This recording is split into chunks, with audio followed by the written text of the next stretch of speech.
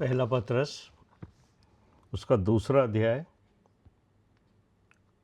और उसके 3 और 4 पद को हम पढ़ेंगे और 5वें पद को भी।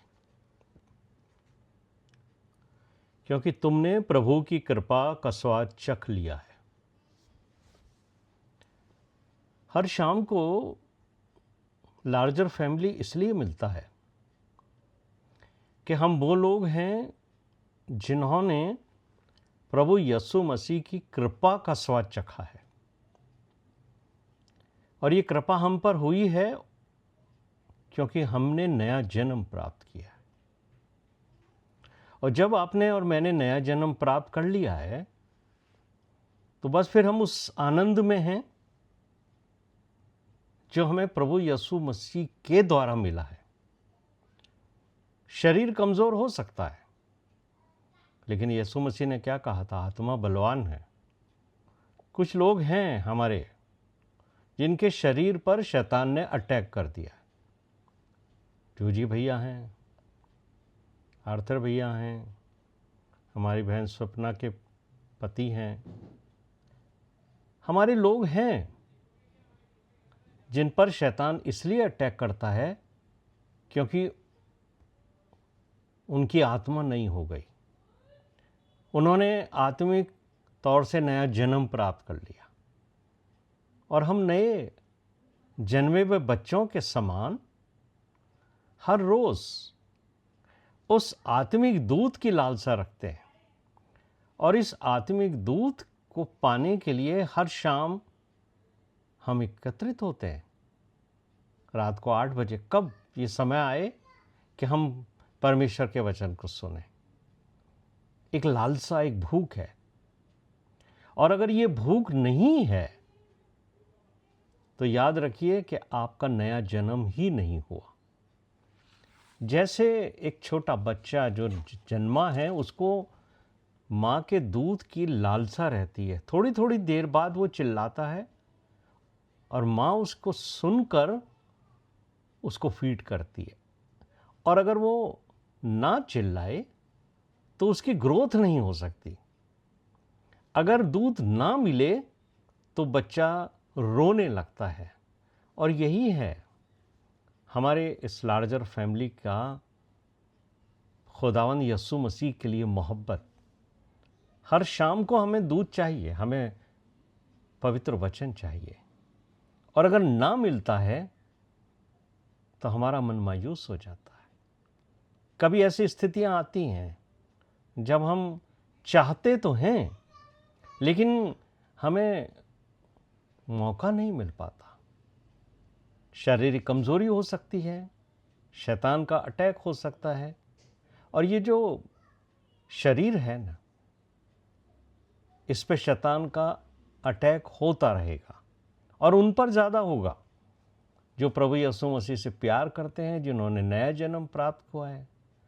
और इसके द्वारा शैतान हमें चेक करता है, क्या हम शरीर के प्रति ज़्यादा समर्पित हैं, शरीर की अभिलाषाओं को हम पूरा करना चाहते हैं, या शरीर को हम मृतक समान समझकर आत्मा में जीते हैं। यीशु मसीह ने क्या कहा था निकोदेमुस से? जो शरीर से जन्मा है वो शरीर है, और जो आत्मा से जन्मा है वो आत्मा है, वो आत्मिक नहीं है। जब आपका नया जन्म होता है तब आप आत्मिक नहीं बनते हो। You become a soul, you become a spirit.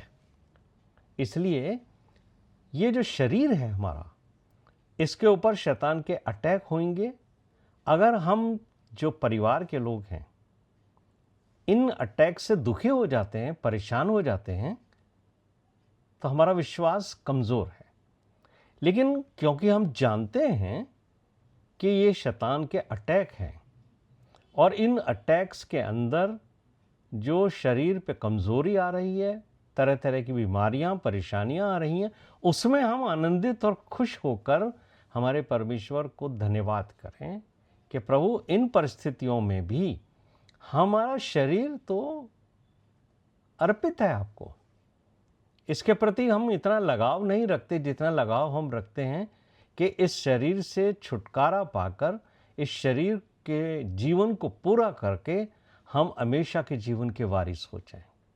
इसलिए इसके पहले कि हम परमेश्वर के पास उस अनंत जीवन में चले जाएं, पतरस मुझे और आपको कह रहे हैं, जो दूसरा अध्याय है पहले पतरस का, उसके चौथे पद में, कि हम यीशु मसीह के पास आकर, जिसे मनुष्य ने तो निकम्मा ठहराया था और आज भी है, इस्राएलियों ने उसको स्वीकार नहीं किया है, क्योंकि उनकी नज़र में वो एक झूठा मसीहा है। वो जिस मसीहा की राह देख रहे थे, वो मसीहा उनको यीशु मसीह में नज़र नहीं आ रहा है। तो उनके लिए तो ये ठोकर का कारण है। लेकिन हम जो यीशु मसीह को उद्धारकर्ता करके ग्रहण कर चुके हैं, हमारे लिए वो चुना हुआ बहुमूल्य और जीवित पत्थर है। और हमारे लिए क्या इच्छा है, हमारे लिए क्या ख्वाहिश है, कि हम 5वें पद में वो कहता है पतरस, कि तुम भी, ये लार्जर फैमिली ग्रुप, जितने भी हम इस समय जूम पर एक साथ इकट्ठे हैं, परमेश्वर की ये इच्छा है जो पतरस के द्वारा हम तक पहुंची है, कि हम जीवते पत्थरों के समान आत्मिक घर बनाते जाएं। हमें मिलकर खुदावंद की देह का निर्माण करना। मेरे प्रिय भाइयों और बहनों, ये बहुत ही खूबसूरत और बहुत ही महत्वपूर्ण बात है, ताकि हम जान सकें कि हम आखिर मिल क्यों रहे हैं, हमारे मिलने का उद्देश्य क्या है, हमारे मसीही जीवन का ध्येय क्या है। और यहाँ पर पतरस ये कहना चाह रहे हैं कि परमेश्वर एक आत्मिक भवन बना रहा है, जिसमें हम जो यीशु मसीह के द्वारा चुन लिए गए हैं, हम जीवते पत्थर हैं। और हमें लिविंग स्टोन्स कहा गया है। बहुत ही खूबसूरत हमें डेजिग्नेशन दिया गया है, वी आर लिविंग स्टोन्स। और क्या कहा गया है, उन्हें हमारा खुदावंद यीशु मसीह यूज़ करना चाहता है, ताकि हम उसके जो बहुमूल्य पत्थर है उसके साथ जुड़कर एक आत्मिक घर बनाए। आत्मिक घर यानी चर्च, कलीसिया, मंडली। खुदावंद यीशु मसीह के साथ जब हम जुड़ते हैं तो हम यीशु मसीह के बदन का हिस्सा होते हैं। चर्च क्या है? Body of Christ. और जैसे बदन के एक हिस्से में दर्द होता है, तो बदन का जो बॉडी के जो जितने भी ऑर्गन्स हैं वो सब तकलीफ पाते हैं। हमारे कुछ भाइयों के लिए प्रार्थना की गई, हो सकता है मैं नाम नहीं बोल पाऊँ, लेकिन हम मन से उनके साथ जुड़े हुए हैं। तकलीफ जोजी भैया को है, लेकिन तकलीफ हमें महसूस हो रही है। आर्थर भैया को तकलीफ है, हमें तकलीफ महसूस हो रही है। या मिस्टर मुखर्जी को, अशोक भाई को है, हमें फील हो रहा है कि ये तकलीफ हमारी है। इसलिए जब हम प्रार्थना करते हैं तो हमारे आँख में आंसू और मन के अंदर दुख होता है। और यही खुदावंद यीशु मसीह देखना चाहता है कि तुम जीवित पत्थर हो, तो तुम्हें महसूस होना चाहिए कि जैसे मैं तरस की भावना से भर जाता था हर उस बीमार, परेशान और दुखी को देखकर, वैसे ही तुम भी तरस से भर जाओगे। यीशु मसीह को देखिए, लाजर की कब्र पर आकर वो रोया। क्यों? क्योंकि लाजर और उसकी बहनों से वो प्रेम करता था, उसकी मोहब्बत थी। और ऐसे ही जब हम एक दूसरे से जुड़े हुए हैं तो हम जीवित पत्थर हैं, और हम सब मिलकर उस बदन का निर्माण कर रहे हैं, उस परिवार का निर्माण कर रहे हैं जो लार्जर फैमिली के रूप में बनाया जा चुका है। तो यहाँ पर मुझे और आपको सीखना है कि हम जब आत्मिक जीवन में बढ़ते जाते हैं, तब हमें परमेश्वर ऐसे लोगों की संगति में बढ़ने का अवसर देता है जो लाइक माइंडेड होते हैं। लाइक माइंडेड कौन होंगे? जिनमें परमेश्वर की आत्मा निवास करती है। और प्रत्येक समय हम जो जीवित पत्थर हैं वो वचन के अंदर और बढ़ने की इच्छा रखते हैं। इसलिए शाम की 8 बजे का आप इंतज़ार करते हैं कि हम परमेश्वर के वचन के अंदर बढ़ें। जैसे मकान बनाते हुए एक ईंट दूसरी ईंट से जुड़ जाती है। आपने देखा है ना, जब कारीगर लोग, मेसन्स आते हैं, लेबर्स आते हैं, तो वो स्टोन्स को एक दूसरे के पास रखते हैं और उनके बीच में कुछ मसाला लगाया जाता है। वो मसाला इतना मजबूत होता है कि एक ईंट दूसरी ईंट से ऐसे चिपक जाती है जैसे वो एक जान, एक जिस्म है। तो यीशु मसीह से हम ऐसे चिपक जाते हैं, एक दूसरे से हम ऐसे चिपक जाते हैं क्योंकि पवित्र आत्मा हमें जोड़ रही है, क्योंकि हम जीवते पत्थर हैं। और जैसे यहाँ पर मुझे और आपको ये समझ आता है कि हम क्यों जुड़ रहे हैं, क्योंकि we are born again people. ये जो लार्जर फैमिली है, ये बॉर्न अगेन बिलीवर्स का ग्रुप है, ये बॉर्न अगेन बिलीवर्स की फैमिली है, ये बॉर्न अगेन बिलीवर्स का बॉडी है, बॉडी ऑफ क्राइस्ट, जिनके मन में वचन के लिए आग लगी हुई है। पूरे समय हम ऐसे लोगों की संगति चाहते हैं जो सिर्फ और सिर्फ वचन की बात करें। लेकिन ये जो बातें हैं, पतरस मुझे और आपको कह रहा है तुम जीवते पत्थर हो, लेकिन वो यीशु मसीह के लिए जो एक महत्वपूर्ण बात कहता है कि वो तो बहुमूल्य पत्थर है। अरे वो कोने के सिरे का पत्थर है। इसलिए मुझे और आपको ये बात भी समझनी है जो मत्ती रचित सुसमाचार 16वें अध्याय में हमारी बहन रीना ने इसको पढ़ा। तो आप खोल लीजिए इसको, मैथ्यूज चैप्टर 16 वर्स 13 to 18, और इसी का रेफरेंस है ये 1 पीटर 2 चैप्टर 4 and 6 वर्स के अंदर।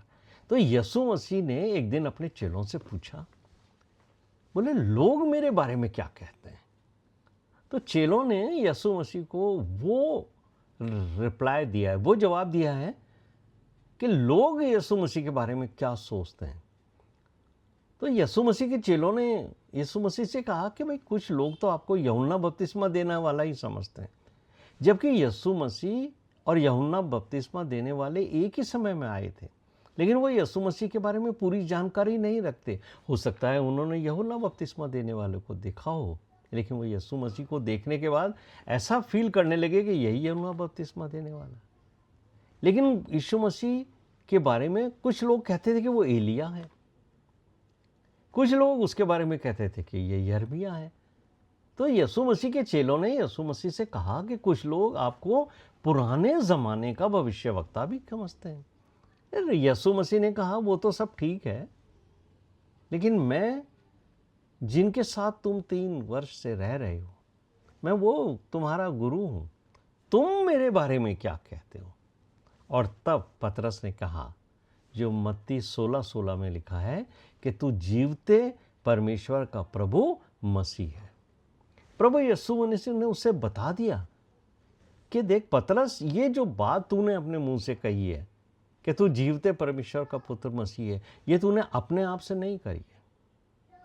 ये बात तेरे मुंह में परमेश्वर ने, जो मेरा पिता है स्वर्गीय पिता, उसने डाली है। ये बात, ये तेरे लफ्ज नहीं हैं। तू अभी मुझे इस हद तक नहीं जान पाया है कि तू ये बात कह दे, लेकिन नहीं, खुदा यीशु मसीह ने कहा है कि ये बात जो है, जो तेरे मुंह से निकल रही है, ये जो स्टेटमेंट है, ये तेरा स्टेटमेंट नहीं है, ये मेरे पिता ने जो स्वर्ग में है तुम्हारे ऊपर प्रकट की है, और ये तुम्हारे मुंह से कहलवाई है। पतरस को ये समझ आ गया कि यीशु यहोवा परमेश्वर का भेजा हुआ मसीहा ही नहीं है, लेकिन वो स्वयं खुदा ही है। यहूदी लोग यीशु के बारे में ये विचार रखते थे, इसलिए कहा उसने 16वें पद में कि तू जीवते परमेश्वर का पुत्र मसीह है। ये संबोधन जो है यीशु मसीह के त्रिएक परमेश्वर में परमेश्वर पुत्र को बताता है, the son of the living God. ये सुनकर यीशु मसीह ने पतरस से कुछ कहा, और दूसरे जितने भी चेले उनको भी एक महत्वपूर्ण बात कही। क्या कहा देखिए, ये 18वें पद में पतरस से यीशु मसीह ने कहा तू पतरस है। पतरस का जो सही मतलब है, दरअसल इंग्लिश की बाइबल हम पढ़ते हैं वहाँ तो पीटर वर्ड का इस्तेमाल किया गया है। कुछ बाइबलें हैं जहाँ स्टोन वर्ड का इस्तेमाल किया गया है, कुछ ऐसे बाइबल हैं जहाँ पर रॉक वर्ड का भी इस्तेमाल किया गया है। लेकिन न्यू टेस्टमेंट जो है वो ग्रीक लैंग्वेज में लिखा गया है।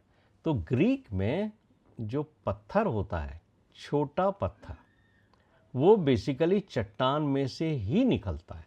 बड़ी चट्टान के जब टुकड़े किए जाते हैं तो छोटे छोटे पत्थरों में वो आ जाती है। लेकिन जो जो छोटा पत्थर होता है उसको कहते हैं पेट्रोस। तो यीशु मसीह ने यहाँ हिंदी के बाइबल में तो लिखा है कि तू पत्थर है, यानी एक छोटा पत्थर, जिसको ग्रीक में कहते हैं पेट्रोस। ये चट्टान के लिए इस्तेमाल नहीं किया गया। ये बात मुझे और आपको समझनी है। खुदावंद यीशु मसीह ने ये कभी नहीं कहा कि पतरस मैं तुझ पर कलीसिया बनाऊंगा। नहीं, ये बहुत लोग नासमझी से ऐसा सोचते हैं कि यीशु मसीह ने पतरस के ऊपर कलीसिया स्थापित की है। नहीं, यीशु मसीह ने उसको कहा है तू तो एक छोटा सा पत्थर है, पेट्रोस, जिसका मतलब है। लेकिन यीशु मसीह अपने बारे में कहते हैं कि ये जो कलीसिया है, मैं उस कलीसिया को on this rock I will build my church, अपने लिए कहते हैं ऑन दिस रॉक। और ये जो ग्रीक लैंग्वेज के अंदर शब्द आता है वो आता है पेट्रा। पेट्रा का मतलब होता है चट्टान, जिसको रॉक कहते हैं। यीशु मसीह ने ये बात पतरस और चेलों को कहा कि मैं हूं वो चट्टान जिसके ऊपर कलीसिया की स्थापना होगी। और मेरे प्रिय भाई और बहनों, इस चट्टान यानी यीशु मसीह के वचनों के अनुसार हमें चलने के वास्ते यीशु मसीह ने स्पष्ट तौर से कहा कि अगर तुम मेरे वचनों के अनुसार, मेरी शिक्षाओं के अनुसार चलोगे तो कलीसिया की स्थापना होगी, जो चर्च कहलाएगा। मत्ती का 7वां अध्याय उसके 24वें पद में यीशु मसीह ने पहाड़ी उपदेश के बाद, है ना, सर्मन ऑन द माउंट का जो एसेंस है वो इस वर्ष के अंदर आता है। मैथ्यू चैप्टर 7 वर्स 24 के अंदर यीशु मसीह कहते हैं, इसलिए जो कोई मेरी ये बातें सुनकर उन्हें मानता है, यानी उनको उनके अनुसार चलता है, वो उस बुद्धिमान मनुष्य के समान होगा जिसने अपना घर चट्टान पर बनाया। पेट्रा, मजबूत चट्टान।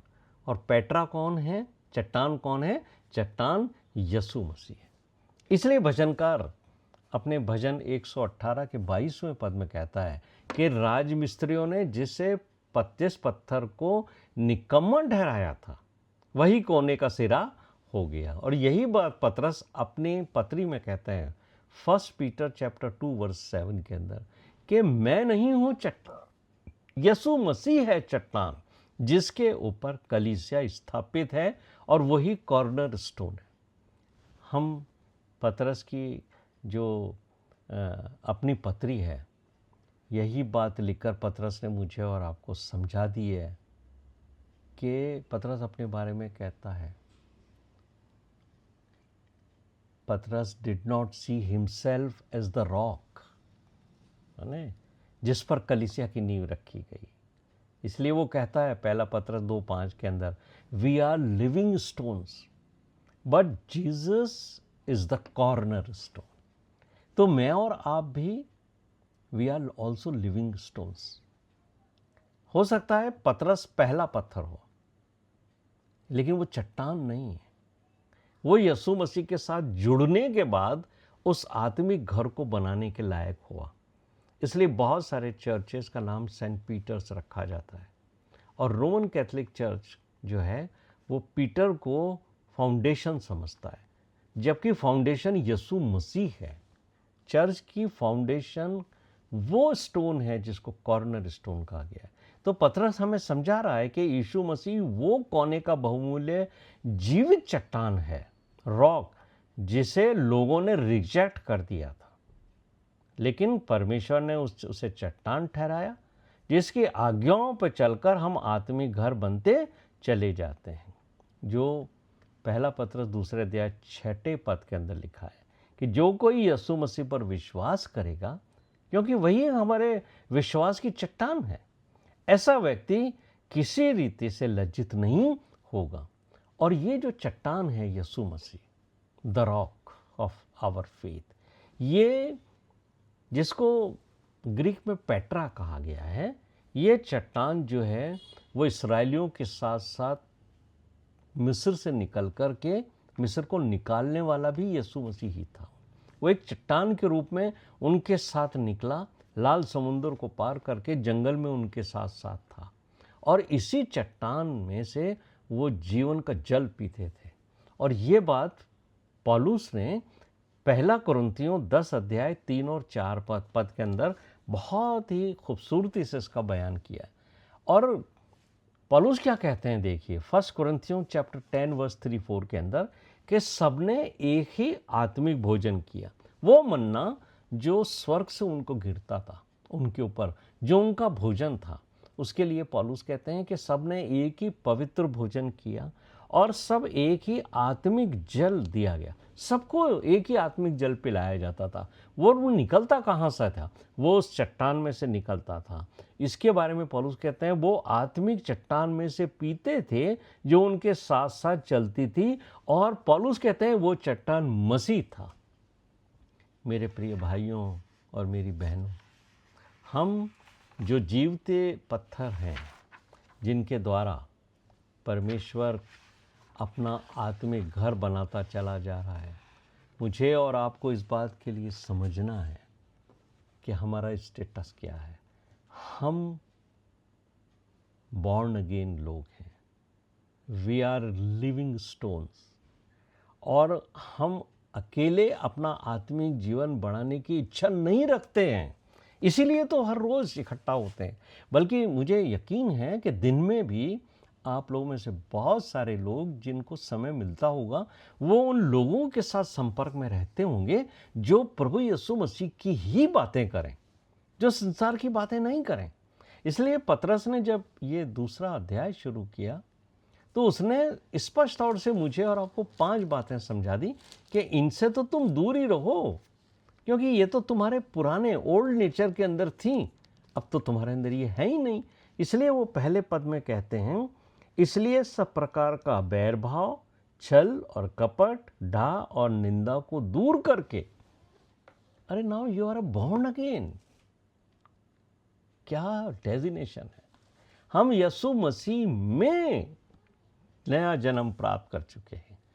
इसलिए हम अकेले अब आत्मिक जीवन में बढ़ने की इच्छा ही नहीं रखते, क्योंकि हम जीवते पत्थर हैं और हम उस भवन के अंदर जुड़ गए हैं जिस भवन का नाम है बॉडी ऑफ क्राइस्ट। तो यीशु मसीह ने आपको नया जन्म दिया है, लेकिन वो कंपेल नहीं करता है। यही बात है, वो कंपेल नहीं करता किसी को भी कि वो हम आत्मिक लोगों की ही संगति करें। लेकिन जब आपका नया जन्म हो गया है तो आपको जैसे नए बेबी को अपने मदर फीड की बार बार ज़रूरत पड़ती है, वैसे ही आपको और मुझे बार बार ज़रूरत पड़ती है कि हम उन लोगों की संगति करें जो बॉडी ऑफ क्राइस्ट का पार्ट हैं, उसका ऑर्गन हैं। इसलिए हम बार बार उन लोगों के साथ परमेश्वर के वचन को सुनना, बांटना और उसी की बातें करना पसंद करते हैं। और अगर आप नहीं करते हो ना, अगर एक भी व्यक्ति ऐसा है जिसके मन में बार बार ये इच्छा नहीं मिलती दिन में कि मैं परमेश्वर का वचन पढूं या परमेश्वर के लोगों के साथ बातें करूं, यीशु मसीह की बातें करूं, तो उससे सोचना चाहिए क्या सच में उसका नया जन्म हुआ है या अभी भी वो संसार की बातों में ही लगा हुआ है। तो यहाँ पर हम जो आत्मिक घर बनते जाते हैं, प्रभु के वचन को महत्व देंगे, और जो कोई यीशु मसीह को जो कॉर्नर स्टोन है अगर उसको महत्व देता है तो वो विश्वास में बढ़ता चला जाएगा, क्योंकि यीशु मसीह ही बहुमूल्य पत्थर है। और दुनिया के जो राजमिस्त्री थे जिनके लिए लिखा है, उन्होंने उसे निकम्मा, यीशु मसीह को उस ज़माने में किसी ने एक्सेप्ट नहीं किया और इसराइल में आज भी एक्सेप्ट नहीं किया, है ना। तो यीशु मसीह को एक्सेप्ट नहीं करने के कारण उसका परिणाम उनके साथ है। हाँ, लेकिन ये भविष्यवाणियां हैं। अगर आपको समय मिले तो आप यशाया का 8वां बाप उसके 14वें पद को पढ़ना, जहाँ इसराइल के दोनों घराने यहूदा और एफ्रेम के बारे में लिखा गया है। यशाया का 28वां अध्याय उसका 16वां पद पढ़ना। यही बात पहला पत्रस 2:7 में लिखी गई है। मत्ती के 21वें अध्याय के 42वें पद को भी आप पढ़िए। यहाँ पर भी जो बात लिखी गई है वो आत्मिक घर के बारे में है। जो बिल्डिंग शुरू होती है, जिस पत्थर पर भवन खड़ा होता है, वो भवन का जो नींव का पत्थर है वही यीशु मसीह है। आपने देखा होगा जब भवन बनता है तो जो मिस्त्री लोग होते हैं, जो आर्किटेक्ट होते हैं, वो आते हैं और एक कोने को वो डिसाइड करते हैं कि यहाँ पर सबसे इम्पोर्टेंट स्टोन रखा जाएगा, यहाँ पर कोई रॉक के समान मजबूत स्टोन रखा जाएगा, ताकि पूरी बिल्डिंग जो है उस कॉर्नर स्टोन के ऊपर टिकती है। हो सकता है कि मैं और आप, क्योंकि हमने वो एजुकेशन नहीं ली है, आर्किटेक्चरल एजुकेशन, तो हम इसकी गंभीरता को नहीं समझें। लेकिन कॉर्नर स्टोन वही है जिस पर पूरी बिल्डिंग का भार आ जाता है, और वो कौन है? वो है यीशु मसीह। तो मेरे प्रिय भाइयों और बहनों, पतरस जो है वो अपने पहले एपिसोड में, first episode of Peter, 2nd chapter और उसके 9वें पद के अंदर कहते हैं कि तुम एक चुना हुआ वंश, राज पदारी, याजकों का समाज, पवित्र लोग और परमेश्वर की निज प्रजा हो। हम परमेश्वर की निज प्रजा हैं। ये आपको डिट्रोनॉमी चैप्टर 7 वर्स 6 के अंदर भी मिल जाए। हमें परमेश्वर ने अपनी निज प्रजा करके बुलाया। पहले उसने हमें बुलाया, फिर उसने हमें चुना, फिर हमें याजकों का समाज बनाया। वो लिविंग स्टोन्स जो यीशु मसीह के साथ यूनाइट हो गए, है ना। उसने हमें पवित्र किया, फिर हमें परमेश्वर के भवन का हिस्सा बनाया। We are not member of congregation, we are member of body of Christ. दरअसल ये जो वर्ड कॉन्ग्रीगेशन हम इस्तेमाल करते हैं, ये स्पिरिचुअल वर्ड नहीं है। जो मेन वर्ड है कलीसिया के लिए वो है बॉडी ऑफ क्राइस्ट। कॉन्ग्रीगेशन का जो मतलब होता है वो basically a group of people who weekly, daily और monthly meet at a place to discuss something for entertainment or for gossips and whatever they also pay monthly subscription। तो ये अगर काम किसी मंडली में हो रहा है जहां लोग मिलते हैं, महीने का कुछ चंदा जमा करा देते हैं, सब्सक्रिप्शन दे देते हैं, लेकिन उनके अंदर यीशु मसीह की स्पिरिट काम नहीं करती। वो जीवित पत्थर नहीं हैं कि वो एक दूसरे से जुड़े रहें, एक दूसरे के बारे में उतना ही चिंतित हों जितना वो अपने बारे में चिंतित होते हैं। अगर वो व्यक्ति जिनको रोज ये ख्वाहिश नहीं होती है, एक दूध पीते बच्चे की जैसे, कि हम यीशु मसीह की बातें करें और केवल संडे को आके मिलते हैं एक स्थान के ऊपर, they belongs to a congregation, they do not belong to the body of Christ. मेरे प्रिय भाइयों और बहनों, यहाँ यीशु मसीह ने पतरस मुझे और आपको क्या कहते हैं कि तुम एक चुना हुआ वंश हो, राजपदारी, याजकों का समाज हो, तुम पवित्र लोग हो और परमेश्वर की निज प्रजा हो, इसलिए कि जिसने तुम्हें अंधकार में से अपनी अद्भुत ज्योति में बुलाया है उसके गुण प्रकट करो। ये जो हम लोगों का जो पुराना पास्ट लाइफ है वो यही था जो पतरस ने अपने पहले पद के अंदर कहा है।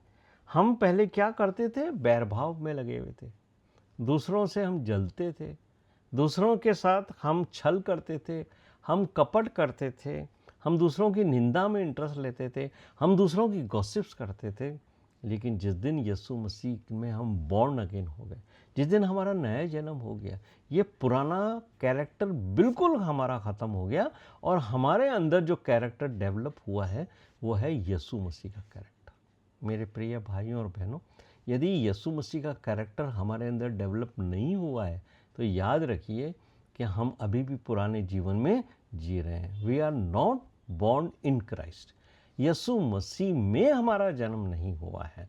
और अगर हमारा जन्म यीशु मसीह में हुआ है तो पौलुस यही कहते हैं, पुराना जीवन मैंने काट डाला, बीत गई वो बातें, अब मेरे अंदर एक नया यीशु आ गया है। और 10वें पद में क्या कहते हैं पतरस, तुम पहले तो कुछ भी नहीं थे। बेसिकली अगर हम हमारे जीवन से, हमारी लाइफ से यीशु मसीह को हटा दिया जाए, कुछ नहीं है हम। चाहे हमारे पास वर्ल्डली पोजीशन हो, एक दिन रिटायर होने के बाद कोई नहीं पूछता है। हमारे पास बहुत धन संपत्ति हो, एक आयु ऐसी आती है आप कुछ भी नहीं कर पाते उस पैसे का, तो किस काम का है वो पैसा, किस काम की वो पोजीशन, किस काम की वो एजुकेशन। लेकिन यहां क्या कहता है पतरस, तुम पहले तो कुछ भी नहीं थे, लेकिन हम सोचते थे कि हम बहुत कुछ हैं। संसार हमें सलाम करता है तो हम सोचते हैं हम बहुत कुछ हैं। जब हमें कोई चर्च में और किसी ऑर्गेनाइजेशन में कोई पोस्ट मिल जाती है, हम सोचते हैं हम बहुत कुछ हैं। अरे हम कुछ नहीं हैं। क्या कहते हैं पतरस, तुम पहले तो कुछ भी नहीं थे, पर अब परमेश्वर की प्रजा हो, तुम पर दया नहीं हुई थी, पर अब तुम पर दया हुई है। What a wonderful statement. हम पर प्रभु यीशु मसीह की दया हो गई कि उसने हमें लिविंग स्टोन में कन्वर्ट कर दिया। मेरे प्रिय भाइयों और बहनों, पतरस की पत्री इज़ अ वंडरफुल है, बहुत ही खूबसूरत पत्री है, जो हमें याद दिलाती है कि हम मरे हुए नहीं, हम जीवते पत्थर हैं। बाहरी शरीर हमारा पत्थर की जैसा कठोर, जिसके ऊपर शैतान अटैक करता रहता, लेकिन हम अंदर से जीवते पत्थर हैं।